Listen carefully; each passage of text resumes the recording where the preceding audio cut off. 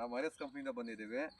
ಇವರಿಗೆ ನಾವು starting black board ಕೊಡೋಕ್ಕಾಗಿಲ್ಲ, ಯಾಕಂದರೆ ಇವ್ರದ್ದು ಒಂದು ಅರ್ಧ ಬೆಳೆ ಆಗಿತ್ತು. ಆಗ ಬಂದ್ಬಿಟ್ಟು ಇವ್ರಿಗೆ ಸಂಜೀವನ್ ಅಂತ ಕೊಟ್ಟಿದ್ದೀವಿ.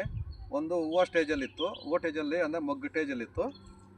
ಮೊಗ್ಗು ಸ್ಟೇಜಲ್ಲಿ ಬಂದ್ಬಿಟ್ಟು ನಾವು ಸಂಜೀವನಿ ಕೊಡೋದ್ರಿಂದ ಈ ಬೆಳೆಗೆ ಒಂದೆರಡು ಸರಿ ಸಂಜೀವನಿ ಕೊಟ್ಟಿದ್ದಾರೆ. ಈ ಸಂಜೀವನಿ ಕೊಡೋದ್ರಿಂದ ಇವರ ರೈತನ ಕೇಳೋಣ, ಯಾವ ರೀತಿ ವೀಲ್ಡಿಂಗ್ ಇದೆ, ಯಾವ ರೀತಿ ಕೆಲಸ ಮಾಡಿದಂತೆ ಅವ್ರಿಗೆ ಕೇಳೋಣ. ಅಣ್ಣ, ಇದು ನಾವು ಕೊಟ್ಟಿರೋದ್ರಿಂದ ನಿಮಗೆ ಯಾವ ರೀತಿ ಖುಷಿಯಾಗಿದೆ, ಹೆಂಗಣ್ಣ ಹೇಳೋಣ ಸ್ವಲ್ಪ. ಒಳ್ಳೆ ರಿಸಲ್ಟ್ ಬಂದಿದೆ, ಚೆನ್ನಾಗಿದೆ. ನೀವೇ ನೋಡ್ತಾ ಇದ್ದೀರಲ್ಲ, ನೋಡಿ ರೈತರಿಗೆ ಎಲ್ಲರಿಗೂ ಶೇರ್ ಮಾಡಿ, ವಿಡಿಯೋ ಮಾಡಿಬಿಟ್ಟು ನೋಡಿ ಸ್ನೇಹಿತರೆ. ಹೂವು ನೋಡಿ ಯಾವ ಥರ ಬಂದಿದೆ ಅಂದ್ಬಿಟ್ಟು, ಸೈಜು ಬಂದೈತೆ ನೋಡಿ. ಹೂವು ನೋಡಿ, ನೀವು ನೋಡ್ತಾ ಇದ್ದೀರಾ ಹೂವು ಯಾವ ರೀತಿ ಕ್ರಾಪ್ ಬಂದೈತೆ. ಫಸಲು ಒಳ್ಳೆ ಫಸಲು. ಶೈನಿಂಗ್ ನೋಡಿ ಯಾವ ರೀತಿ ಬಂದಿದೆ, ಚೆನ್ನಾಗಿ ಬಂದೈತೆ ನೋಡಿ. ಶೈನಿಂಗ್ ಆಗ್ಬೋದು, ಗ್ರೋತಿಂಗ್ ಆಗ್ಬೋದು, ತುಂಬ ಚೆನ್ನಾಗಿದೆ.